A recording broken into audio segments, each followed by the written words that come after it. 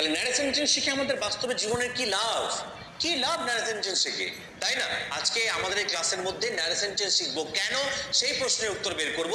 তারপর narration change করতে কিভাবে হয় সেটা তো ইজিলি বেরিয়ে যাবে, তাই না?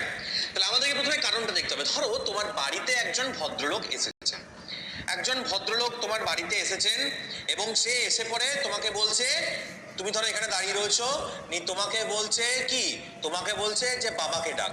ঠিক আছে, তোমাকে বললো কি যে বাবাকে ডাক। তুমি বাবার কাছে গেলে, বাবার কাছে গিয়ে পরে তুমি দুই রকম ভাবে বাবাকে বলতে পারো কথাটা। একরকম কথা কি, যে বাবা একজন তোমাকে ডাকছেন, তুমি এরকম ভাবে বাবাকে কথাটা বলতে পারো। আবার তুমি এইভাবে কথাটা বলতে পারো যে বাবা একজন বলল বাবাকে ডাক। তুমি নিজেই বলো এই দুটো কথার মধ্যে কোন কথাটা শুনতে ভালো লাগছে? অবশ্যই ঠিক বলেছো, এই প্রথম কথাটা শুনতে ভালো লাগছে যে বাবা একজন তোমাকে ডাকছেন। তাহলে ন্যারেশন চেঞ্জ শিখে আমাদের কি হবে?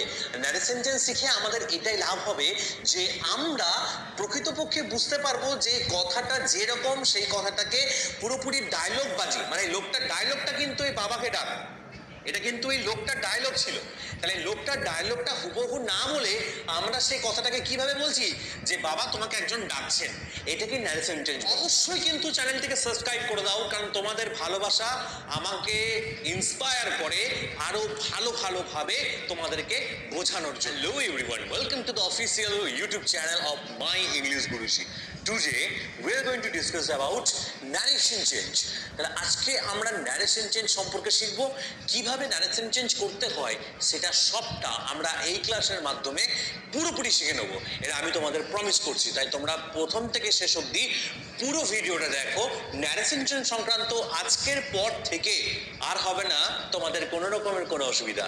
তাহলে চলো আর দেরি না করে আমাদের ক্লাস শুরু করা যাক। ধরো তোমার বাড়িতে একজন ভদ্রলোক এসেছেন, একজন ভদ্রলোক তোমার বাড়িতে এসেছেন এবং সে এসে পরে তোমাকে বলছে, তুমি ধরো এখানে দাঁড়িয়ে রয়েছো, তোমাকে বলছে কি, তোমাকে বলছে যে বাবাকে ডাক।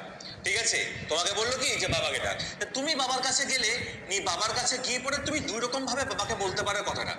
একরকম কথা কি, যে বাবা একজন তোমাকে ডাকছেন, তুমি এরকম ভাবে বাবাকে কথাটা বলতে পারো।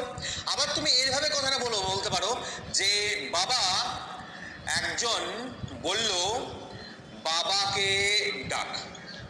তুমি নিজেই বলো এই দুটো কথার মধ্যে কোন কথাটা শুনতে ভালো লাগছে?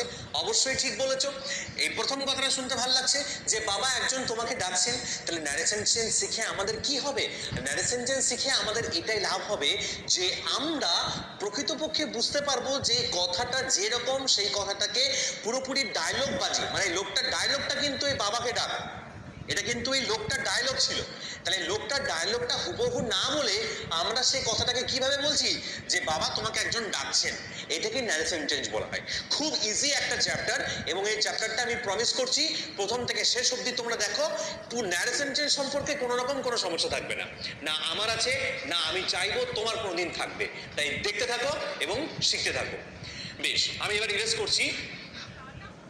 এবার দেখো ন্যারেশন চেঞ্জের মধ্যে তোমাদেরকে প্রথমে কতগুলো জিনিস একটু মাথায় রাখতে হবে, যেটা হচ্ছে ন্যারেশন চেঞ্জ